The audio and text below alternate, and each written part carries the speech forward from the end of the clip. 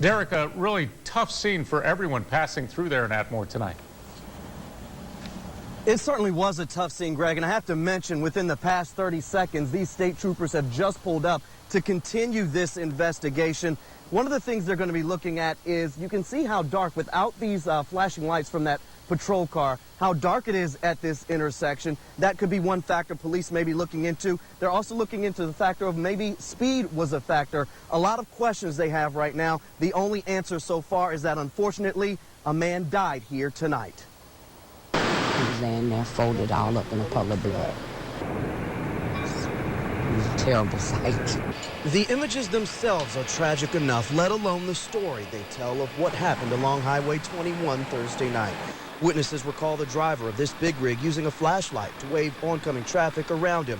Unfortunately, one driver may not have seen the man and hit him. That trucker died on the scene.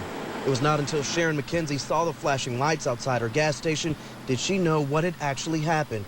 She spoke to people who saw the moment of impact. A gentleman come from toward the casino at a higher speed than normal and hit the gentleman and knocked him up in the air, and he landed going up onto the exit going 65 north. McKenzie walked closer and saw the victim as he lay there lifeless, and next to him, the driver, speechless. That's when I seen the gentleman that actually hit him was standing. He was actually standing there with him when I got there. He was actually standing there. With the man's body? Mm-hmm. He got out of his car and walked back to where the guy's body was. And what kind of state was he in? Just there, just like at awe.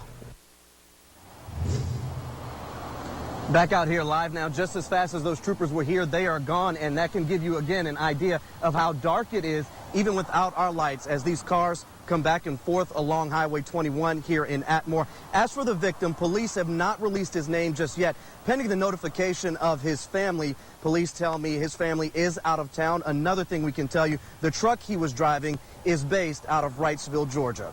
Live tonight in Atmore, I'm Derrick Rose, Local 15 News. The woman you're talking about is Jerry Cox, and ever since the groundbreaking in September, she would come to this parking lot with her daughter, and they would sit here and they would look and watch the progress of this store being built, all the while waiting for this day to finally come. It's hard to count the hands that built this place. Much easier, though, to spot the footprints in its foundation, perhaps none bigger than those of Jerry Cox. My grandfather had a grocery store, and so I was just kind of raised in a grocery store. She just felt like when she went into Publix, she felt the same feeling as when she was in her grandfather's store 30, 40 years ago. And who better to help break ground on the first Publix in Mobile than the woman who became known as Miss Publix, a title that came not just from her love for the brand, but because she became the brand. In November 2011, doctors diagnosed Jerry with stage 4 lung and liver cancer. They gave her 3 weeks to live, but Jerry had other plans. So I asked my doctor, I said, can you please just keep me alive till Publix opens? And with the help of her doctor, named Angel no less, Jerry continued to live through 2 more Christmases, New Year's, even a Mother's Day. She joked all the time she was going to have a sign that said Publix or bust. When it came to cancer, Jerry Cox was as stubborn as they come, and she fought till the end. She died 16 days before Wednesday's grand opening. I hope that my daughter and I can carry that on. I can only hope to be that strong. When we see someone that has their heart in it the way Miss Jerry did, was a first for me, and I think a first for a lot of us. For Jerry, it was always more than just a store. Talk about customer loyalty. In fact, forget the word customer altogether.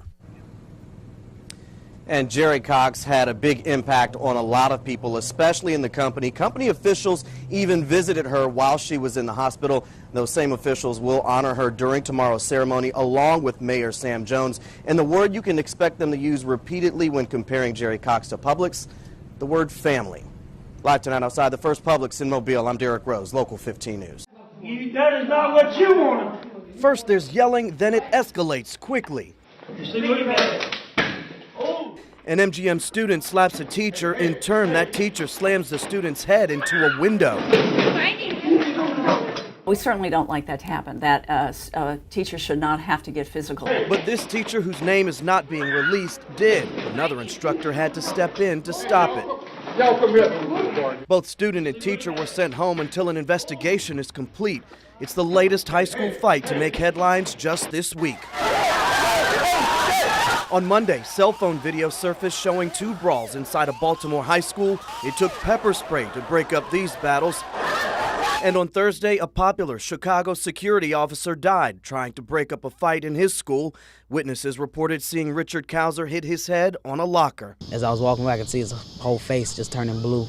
Autopsy results were not conclusive, but here in Mobile, what is clear is the video showing both parties putting hands on each other, a scenario school officials dread. Sometimes a teacher might have to protect himself or herself from a student, and that does happen. But we don't like that to happen at all, if it, as long as it doesn't have to happen. Hey, Derrick, it really was amazing to see the generosity, wasn't it? Not only that, Greg, it was also amazing to see how much money we were able to raise in just 12 hours. Of course, these shirts, they attracted a lot of attention today, not to mention a lot of people with open wallets and, of course, open hearts. Thank you very much. Oh, thank you. Working in TV news, we get used to meeting new people, hoping to share a glimpse of their life. But this day clearly had something different. You helped us write this story. No pen, no paper, just a passion to give.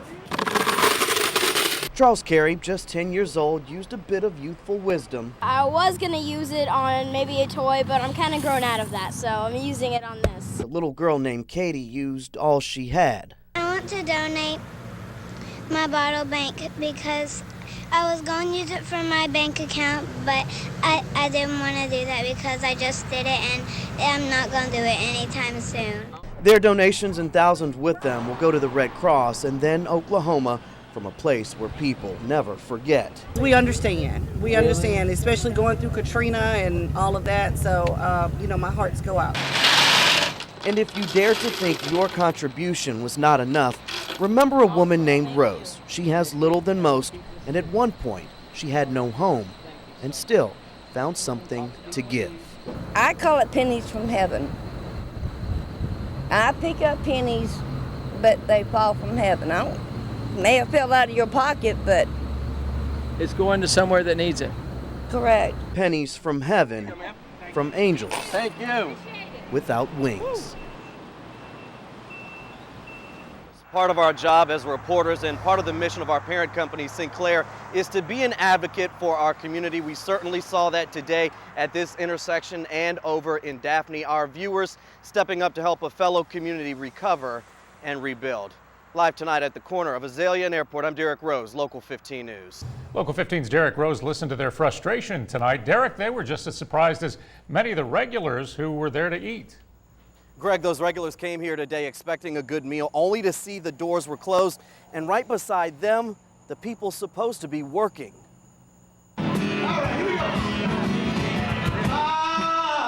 Known for its food as well as its fun, it was one of the go-to spots in Mobile. But for one group of people, the shed will be remembered for how it became suddenly silent. We sat there, we wondered why, we cried together. I don't know. It makes no sense. A simple sign, the only notice to Rob Deering and his 40-member staff. I didn't understand why.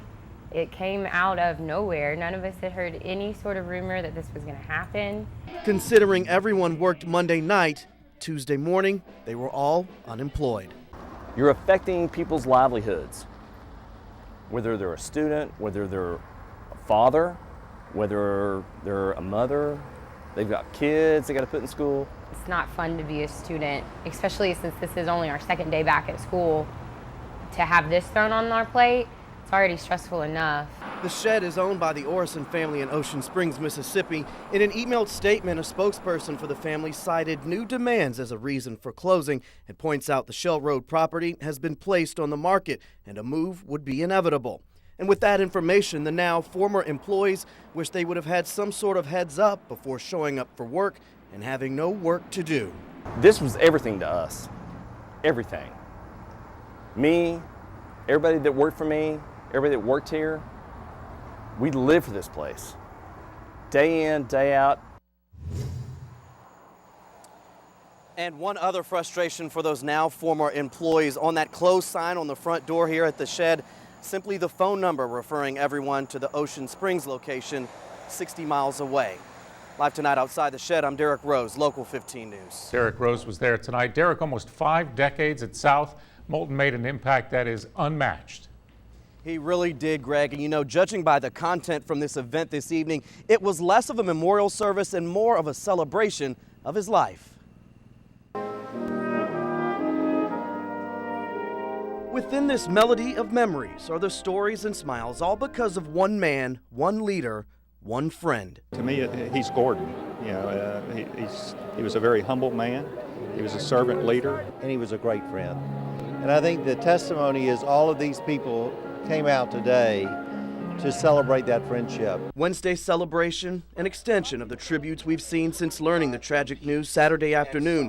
Battling cancer for the past year, Gordon Moulton was a fighter, not just for himself, but especially for his students. I felt that paying this tribute to him it just felt right in a kind of way. It was very nice to finally get to really pay our respects to him. And those respects for Jerry Moulton as well, the woman never far from her husband's side, who tonight is even closer to this campus and community than ever before. That love extends to Jerry and their family, but it was also a chance for all of us to say thank you to the good Lord for giving us a chance to know him. Gordon Moulton, so loved, even the skies shed a tear tonight, fitting for the man whose legacy knows no bounds. Someone who was an inspiration to all of us, and we're going to miss him. And of course, keeping with the Gordon Moulton legacy, his family asking in lieu of flowers and donations, they make those donations rather to the Mitchell Moulton Scholarship Initiative, of course, to help out a student attending the University of South Alabama. We've got the information for that scholarship initiative right now on our website, local15tv.com. Live tonight outside the Moulton Tower on the campus at South, I'm Derrick Rose, Local 15 News.